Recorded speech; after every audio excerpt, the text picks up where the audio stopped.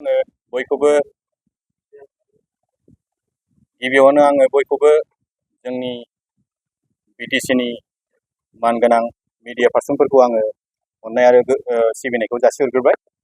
दिनैनि प्रेस मिटखौ आं लानाय जादों दाखालि 28 तारिख मेनि 28 तारिखआव आंनि बिखुनजोआ एक्सपायार जादोंमोन।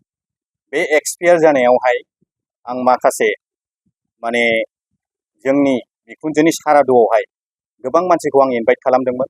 खारन आंनि बिगुमैमोनहा गोबां पलिटिकेलाव बेरायो, सोरबायानो बिपिएफआव बेरायो, सोरबायानो UPPLआव बेरायो आरो आं सासे बावखुंग्रि ब्लकनि एडमिन सेक्रेटारि कंग्रेस हिसाबै। बेखौनो आं बुंनो सानोदि दाखालि जे गर्जन मुसाहारि सारखौ जिथा भाइरेल खालामदों बे फट'आ माने एडिटिं खालामनायसो। बे एडिटिं खालामनाया ओरैबायदियाव जादों, फट'आथ' जोंनि मेगनजों नुनायाव, जोंनि मेगननि नोजोराव आरोखि जों नुनायावहाय बेहाय लरेन्स सार आरो PCCL चेयारमेन सन्जयमोनबो दंहैजोबोमोन आरो जोंनि मुसाहारि सारबो दंमोन। बेहायनो माखासे माने UPPL दोलोनि माखासे लरेन्स सारजों थाफाग्रा मानसिफ्रानो गोबां फट' खेबदोंमोन। निस्सय फट' खेबनाया बिसोरनो जानांगौ मोनसे टारगेट लादों, जोंनि कंग्रेस दोलोखौ माने गाहायाव दोननो थाखाय मोनसे टारगेट लादों। बिसोर खेबदों, बेनिफ्राय एडिटिंआ UPPF दोलोनि मानसिफ्रा भाइरेल खालामदों एडिटिं खालामनानै।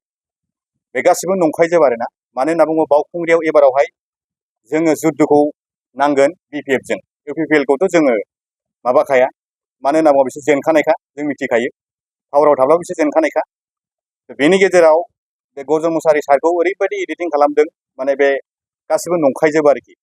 आंनिनो बिखुनजो, अरिजिनाल बिखुनजोनि न'खरावहाय माखासे सारादुआव फैनाय खारनावहाय बिसोरो फट' खेबनायखौ भाइरेल खालामदों आरोखि। बेयाव खुनु धोरोमनि माने बायदिसिना पलिटिकेलनि रायलायनाय जायाखै। बेहाय जास्ट माने खामानि मावनाय, माबोरै सोलिदों माबोरै सोलिया, बेफोरखौ माखासे ससियेल वार्कार हिसाबै बा बिसोरो गेदेर हिसाबै सावरायलायो एफा एनै। बेल' जादों, माखासे जेबो पलिटिकेलनि सावरायनाय जायाखै। बेखौनो आं बुङो जे मानसिफ्रा जाय बे फट'खौ लानानै जे सानबाय थादों, बायदिसिना सानबाय थादों, बे गासिबो नंखायजोब। आरो बियो अरिजिनालि नंगौ आंनि बिखुनजोनि न'मोन। आंनि बिखुनजोआ एक्सपायार जालांदों।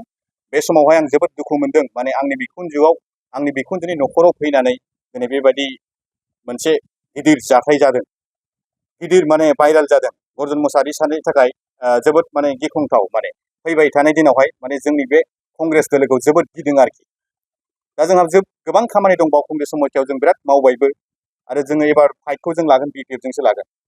जोंनि फाइटआ रावजोंबो जानाय नङा। जों BPFखौ जेरैखि जायाबाबो जों फेजेनगोन, बेनो। এটা ভাল ঘোষণা। বঙাইগাঁও মেডিটেক এলাইট হেল্থ ইনষ্টিটিউটৰ 2025 আৰু 26 বছৰৰ DMLT laboratory technician, x ray and imaging technician, ECG technician, pharmacy assistant, dental hygienist, emergency technician আৰু নাৰ্ছিং কেয়াৰ এছিষ্টেণ্ট কোৰ্চৰ নামভৰ্তি কৰাটো এতিয়া চলি আছে। নামভৰ্তি কৰাৰ বিষয়ৰ বাবে জানিবলৈ ব্যক্তিসকলে 9395558676 নম্বৰত যোগাযোগ কৰিব পাৰিব। मोनसे गोजोनथाव फोसावथाय। बङाइगाव मेडिटेक एलाइट हेल्थ इनस्टिट्यूटआव इंराजि बोसोर 2025-26 मायथाइनि थाखाय DMLT laboratory technician, x ray and imaging technician, ECG technician, pharmacy assistant, dental hygienist, emergency technician आरो नार्सिं केयार एसिस्टेंट कोर्सनि मुं थिसननाया सोलिगासिनो दङ। मुं थिसननायनि सोमोन्दै सुलाद लानो थाखाय 9395558676 नाम्बाराव फोनांजाब खालामनो हागोन।